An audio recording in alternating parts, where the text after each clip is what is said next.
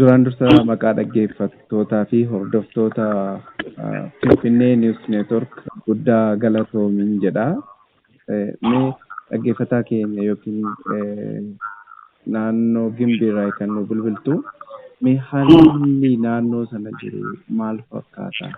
Haalli jiruuf jireenya uummataa naannoo sanaa mee nu ibsi.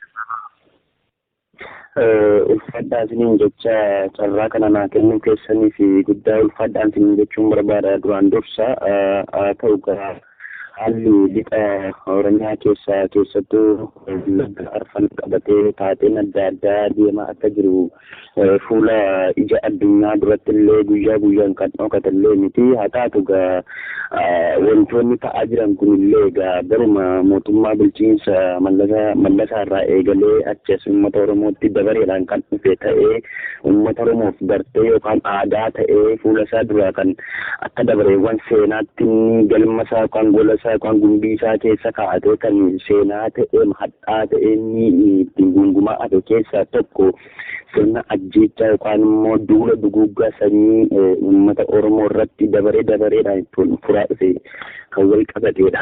Haa ta'u amma yeroo ammaa kana keessatti immoo lixa Oromiyaa kana keessatti akka addaatti lafa qabatee kan mul'achaa jiru tokko hidhaa fi dararaa irra darbee amma immoo taateen addaa kan Mallasaa irraa dookumentii Mallasaa irraa dubbisanii akkuma kan uummanni Oromoo illee beeku kaffaaloo irraa miila irraa jedhanii amma immoo jechuudha bifa adda ta'e tokkodhaan kan mul'achaa jiru akka bifa faashina wayii tokkotti mootummaan abbaa irree kun fayyadamaa jiru tokkotu jira.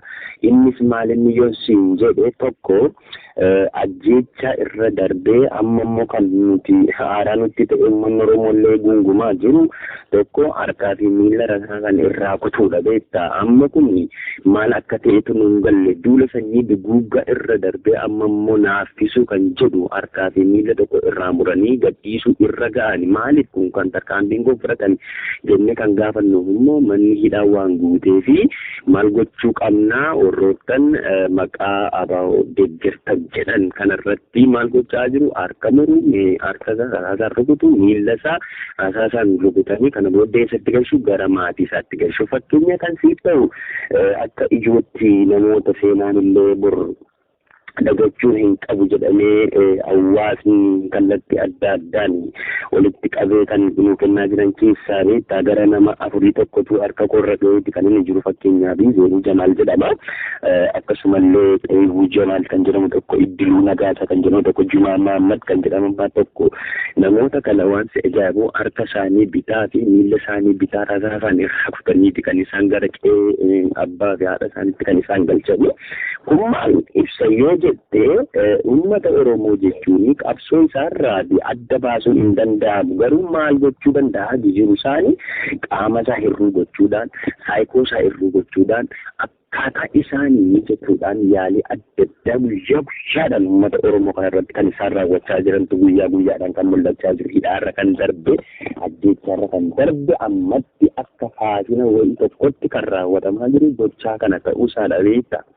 Tole namoota arfan tokko maqaa isaanii naa dhooftee maqaa isaanii qofaadha kan naa dhoofte. Odeeffannoo kana guutuu taasisuudhaaf immoo naannoo samiidhaa yoo kan danda'amu ta'e bakka jireenya isaanii illee osoo naa taasise. Fakkeenyaa fi kanan jalqabarra kaasee ture beektaa Zeenuu Jamaal jedhama beektaa onuma sayyoonoolee sana keessatti argama. Xeewuu Jamaal jedhama obbolaadha jirru kuni Iddiluu Nagaasaa jedhanii Jumaa Mahammad jedhanii jarroottan kun qeerroodha beektaa. Qabsoon isaan ittiin shakkaman keessaa tokko kan isaan ittiin shakkamanii uummata Oromoo kana kakaastuu yookaan immoo dhaaba ABO jedhamu kana deeggartu jedhamaniiti kan isaan ukkaanfamanii badan jedhamee hawaasni kan kaasu.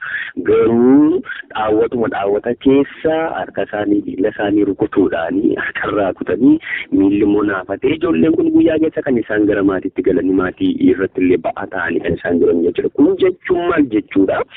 Duuma duguuggaa sanyii uummata Oromoo akkamitti uummata Oromoo kana lafarraa balleessuun danda'ama kan jedhu ajandaa guddaa mootummaa kun qabatee jiru keessaa isa tokkodha. Fakkeenya yoo si kaase amma oloota sayyoonoolee sana keessa odeeffannoon adda addaa deddeebi'ee kan dhufaa jiru keessaa tokko neetworkiin illee hin hojjetu. Neetworkii kana sisteema kaadiroonni mootummaa kana hojjetan haa ta'u muummichuma gubbaarraatii kan appilaayi godhanii kan isaan gadhiifatan haa ta'u hin beekne saayitii adda adda qoodaniiti beektaa kan isaan gadhiisan fakkeenya yoo si kaasemma sa'aatii 9:10 neetworkiin isaanii hin hojjetu. Waan daastimiin maal jechuudha kun tajaajila uummataati gadhiifamaa ta'uu qaba. Sa'aatii tokkooti hanga namaatti hin hojjetu maal jechuudha kun tajaajila uummataa erga banaa ta'uu qaba. Uummata kana akka barbaadanitti lafa barbaadanitti oofanii fixuufis sadarkaa xumuraarra ga'uurra kan isaan jiranidha beektaa. Haa ta'u uummata Oromoo kana immoo akkaataa itti isaaniif mijatutti kan isaan golatti galchanii reebaa jiran tumaa jiran uummanni kun immoo jilbeenfachaa hin jiru ammarraa qabsoo isaanii tole jedhee fudhachaa hin jiru soda isaanii irratti baree jira beektaa. Kun immoo barattoonni kun amma fakkeenyaaf barattoota kan isaan amma fakkeenya yoo siikaate Jumaa Mahammad kan jedhamu tokko ministirii fudhachuu dhufee jedhamu mucaan kun beektaa akka carraatee ministirii bakka tokkotti fudhachiisan barataa jiranii gaafa mucaan kun qormaata fudhachuu dhufu mucaa kana kan isaan fudhatanii badanii achitti harkaa fi miila irraa kutuudhaan kan isaan deebisanii gara maatiitti galchan jedhama beektaa. Oduun kun qabatamaadhaan kan nu bira ga'edha maqaa guutuu wajjin gandoota isaanii jiyyoo kan kaasne ammoo deebi'ee qaama miidhamtoota kanarratti dhiibbaa uumamuu danda'aadha kan jedhamudha beektaa. Akkasumas jechuu barbaadeen uummata Oromoo. Addaanis dhaabe dhiifama baay'ee waan miira namaa tuquudha. Wanni kun amma Wallagga Lixaa, Wallagga Bahaa, haga tokko Eelama Wallaggaa fi Horroo Guduruu keessatti bakka daddarbee wantooti gochaan suugannee kan adda addaa raawwataati kan haga yoonaa ture. Wanni kun immoo akka fuula addunyaa hin geenyedhaaf yookiin gurra addunyaa hin geenyeef neetworkii irraa kutuudhaan elektirikiin hin jiru. Kana kanaan uummata jalaa dhokatee jira wanni taateen keessatti ta'aa jira. Mee akkamitti ilaalte ati waggoottan keessatti waggaadhuma darbe kana maaliif ati keessa jiraataa hawaasa kana keessa jirta waan ta'eef miirri hawaasaa maal fakkaata? Hoggaan akkasiin jedhu hawaasni kun yeroo ammaa kana jira dinagdeedhaan akkuma biyyaatti biyyi kun dinagdeen kurteetti. Wallagga immoo irra guddaa isaa waggoottan 2-3 kana hin qotanne isa qotate yeroo midhaan isaa geerraa balleessuu caranii duraa dhabamsiisuu ture. Sammuu kaan amma fakkeenya Wallagga Bahaa keessatti bakkoota adda addaa gabaasa hojjetaa turre mana wajjiniin amma fakkeenya abbaa gadaa ture mana abbaa gadaa tokko fa'aa yeroo torbeedhuma darbe keessa akkas gubanii qabeenya uummataa balleessanii uummata sana hiyyoomsuutu ture. Amma immoo kanarra darbee kunoo qaamaa hir'isaaran jedhu.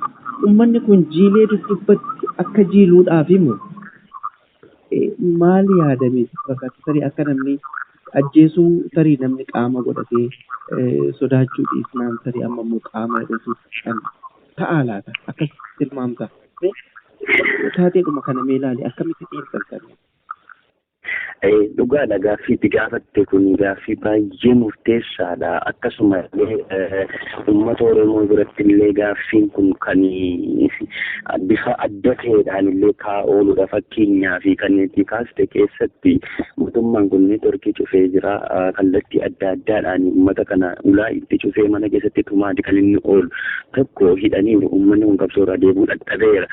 Ajjeesaniiru uummanni kun qabsoorraa deebi'eera. Wanti isaan taatee addaa amma isaati ammaa kana fudhatanii ba'anii achas dhufaa jiran guyyaa guyyaan kun isaan gochaa jiranii qaama hir'isuudha. Qaama hir'isu jechuun immoo uummata kana immoo maal gochuu danda'a kan jedhu isaaniif illee ifa ta'ee hin jiru beektaa. Maaliif uummata kana hidhuu miti ajjeesuu miti qaama hir'isuu miti. Fakkeenyaaf uummanni Oromoo beeka maal kaffaaloo miila lamaan itti dhabe qabsoo kanatti ijoolleen kun amma hanga sadarkaa bilbilaan illee quunnamee miira isaan keessa jiran illee hanga addunyaatti dhageessifnee addunyaan sagalee uummata Oromoo kana dhaga'u akka qabutti kaasuudha.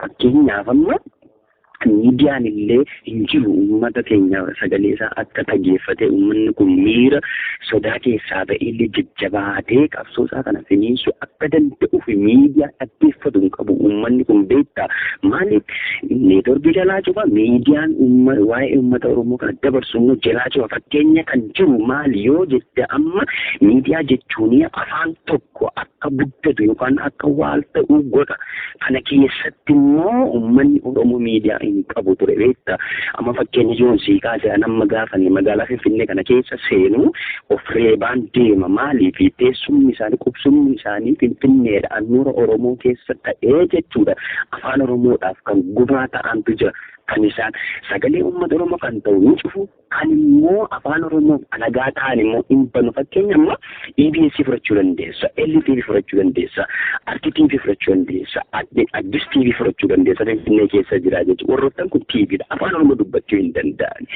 isa waa'ee uummata Oromoo dubbatu guyyaa tokkotti gaafa qilleensa irratti oolu kaadireewwan mootummaa ciniinsifachaa halkanii guyyaa maal gooti soba isaanii dubbata iccitii isaanii dubbata uummata Oromoo kanatu ittiin wal argee qabaata beektaa waa'ee qabsoosaa dubbata waa'ee dinagdee isaa dubbata kanaaf irratti cufuu jechuudha kana qofaa miti FM isaanii illee fudhachuu dandeessa amma FM Addis Ababaa ni jira Addis kan jira FM bulchiinsa magaalaa Finfinnee ni jira Shaggar jira Aaduu jira Zaamin jira Bisraat jira Abbaay fi FM jira FM faana yookaan Afroo FM kanneen jedhaman kun faama magaalaa Finfinnee keessa kan isaan jiraatan eenyurraati mooyyaan fudhatan dubbadhaati bulchiinsa magaalaa Finfinnee irraa fudhatu maal gochuudhaaf duula sanyii lafarraa duguugaa yookaan immoo Oromoo jedhamu kana lafarraa balleessuudhaaf murteeffatee jira fakkeenya yoo sii kaase amma gaafa kan jedhamtu tokko jirti sabni sun badeera afaan isaa badeera kanas uummata Oromoo kanas maal gochuu barbaadaa jira sirni abbaa irree kuni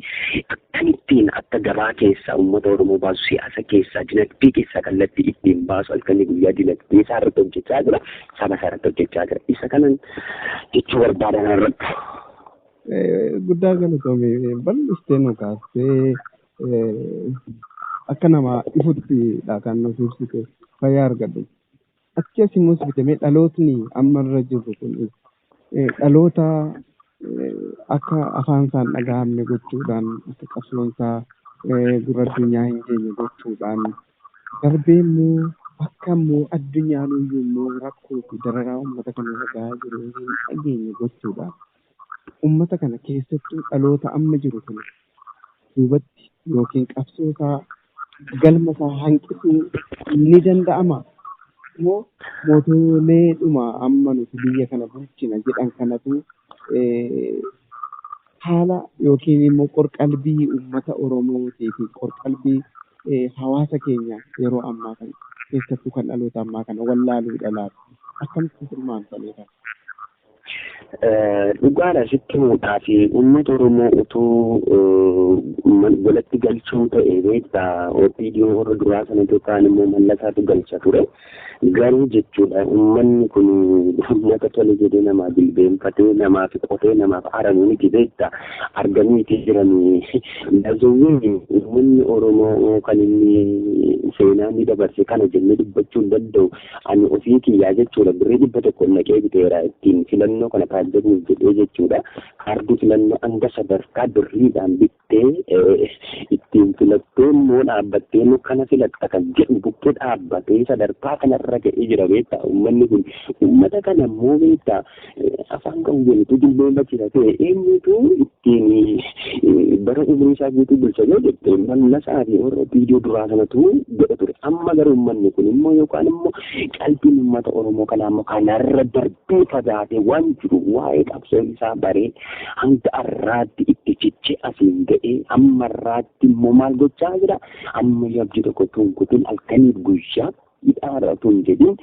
hatiyyeessaa ilma ishee hidhaa jira biddeema fudhattee dhaqaa jirti mucaa koo turgutanii jirti manatti hin galle golatti hin galle abbaan isaa akkasuma jechuudha kun maal ibsaa jira amma iyyuu uummanni kun gara fuulduraatti iyyuu qabsoon isaa maal akkati hubateeti jira sirna kana immoo irra abdii tokko akka irraa hin qabaanne yoo dhuftee nama kamuu nama barnoota hin qabne kam yoo haasofsiiste gaafa irraa fudhattu keessaa tokko maal inni uummata Oromoo tokko maal gochuu akka qabsaa'uu danda'u kan inni kallattii cimsee gadi ka'aatti kan inni jiru jechuudha.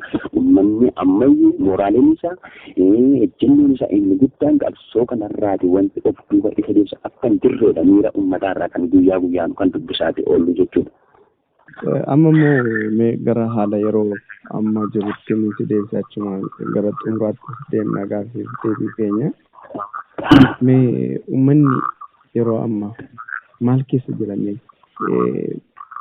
sila kaasneerraa waan dinagdee illee tuqneerraa haala nageenyaa tuqneerraa mee keessattuu ati amma naannoo Gimbiitti kan jirtu mee akkamitti jira mee uummanni? Dhugaasitti nuti uummanni keessattuu beektaa uummanni qonnaa kan buusaa Batuudhaa oomisha isaa kana guddifachuuf immoo tokko wanti waaqni namatti fidu hin dadhabanii waaqni nama baachisu inuma baatu jedhaniiti Oromoon gaafa mammaaku uumamatu uumama gibira gabbara yookaan gibira gaafata fakkeenyaa fi namni uumama lafti kunis uumamarraati uumama gibira gaabbachuun kun seera uumaatu dabee jennaan malee dacheen keenya eebbaan nuu kenname namnis eebbaaf lafatti kenname namni olii isaarraa gibira gabbaruu jechuun kun waan uumamni nutti jallatuuf keessaa isa tokkodha.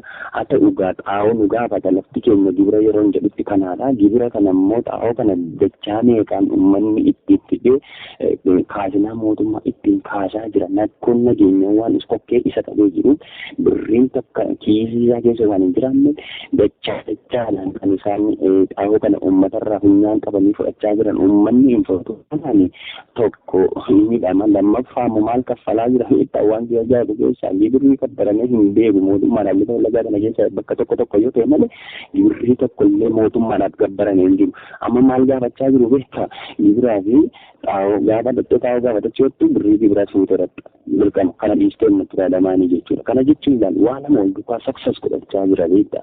Siyaasa isaa lafa qabsiifachaa jira tokko kaasina isaa ittiin lafa qabsiifachaa jira lammaffaa ikoonoomii uummata kanaa ittiin ajjeesaa jira. Kana fa'aatu jira beektaa. Kanaaf dhalaa guddistuu bitachuu yookiin liqeeffachuu illee kan isaan irraa barbaadde ta'e dursa dhattee gibira kaffaltaa. Kaniin booda waan isaan si gaafatan guutteet kan maallaqa keetiin bitachuu dandeessu jechuudha. Kanaadha yeroo ammaa kan uummata itti dararaa guddaarra kan ta'aa jiru gibirri gabbaramaa waan turree fi waggaa lamaan kana keessa harka hidhattootaa jala waan turtee fi lixa keessa onoota adda addaa keessatti aanaa adda addaa keessatti onoon akkasii waan darbee mul'achaa waan tureef gibirri waan hin gabbaramne amma filannoo kanatti fayyadamanii maal gochaa jiru kanaaf wal faana gaafachaa jiru tokko uummanni cala guddistuu isaaf dirqama maal gaafata xaa'oo fudhachuu dhaqa xaa'oo sana fudhachuuf dirqama kana kaffalu waan qabuuf isaan kana lamaan beektaa wal faana gaafatee uummanni nama qophii qabamee fuulli miira uummataarraa kan dubbistu aarii guddaa muddamsa hamaa keessa galeeti kan inni jiru. Kana qofaa miti mootummaan illee muddamsa hamaa keessa galeeti kan inni achi fiigaa jiru. Qophii wal qabee jira. Kanaaf sochiin takka illee amma sa'aatii ammaa kana keessa innis kan deemu hundi kaadiroonni isaallee haala isaa keessa jira hundaa quba wal qabna. Kanaaf ammayyuu uummanni Oromoo kanaan mogoleensaa waan laafu miti illaafuuti mijataadha jechuun barbaada. Tole amma gara xumuraatti deemna gaaffii fi deebii keenya. Haga ammaa waan haala naannoo sana jiru haga ta'e irraa nu ibsiteetta. Dhumarratti mee kana na gaafatteeraattee osoo waan kana irratti dubbadheeraattee kan jettu yoo jiraate dhaamsa keetti dabaliitii asumaan nagaa walitti dhaamna. Tole maaliif waa'ee kananii ta'uu qaba jedhee an kaasu maal jedha beektaa bishaantu mammaasa tokko mammaakee maal jedhee mammaakee okkotee nu gidduu jirutu yookaan immoo sonsoma nu gidduu jirutu nu dhibe malee abidda ofirraa ittisuu hin dadhabnee jedhe beektaa bishaanni okkotee nu gidduu jirutu jedha mammaakee wanna kana okkotee yookaan sonsoma nu gidduu jirutu nu dhibe malee bishaan ofirraa abidda ofirraa ittisuu hin dadhabnee jedhe bishaanni jedhe uummanni Oromoo jechuudha sirna barbaade ofirraa qolatee sirna mataa isaatii hundeeffachuu dadhabee miti beektaa garuu kan nu dhibe maalinni jala deemtota bira deemtota mootummaa fakkaattota uummata Oromoo fakkaachaa abbaa fakkaachaa kan dabarsee ilma isaa gurguruu dabarsee kan haadha isaa gurguruutu gidduu jira. Isa kana tugaa Boris ta'uu fakkeenya ijoon kaafnu taane warroottan akka Goobanaa Daanceefaatu baay'ate. Isaan kana immoo seenaan oolee bulee kan irratti hojjetamu ta'a. Seenaa bilaas yoomuu taanaan kan hin bannedha. Waaqni immoo uummata Oromoo ilma milkeessa Boris akkuma uummata Oromoo dhaqa malee namni kamiyyuu yakka hojjetee kan hin baane ta'uusaa sumaan cimseen dabarsuu barbaada jechuudha.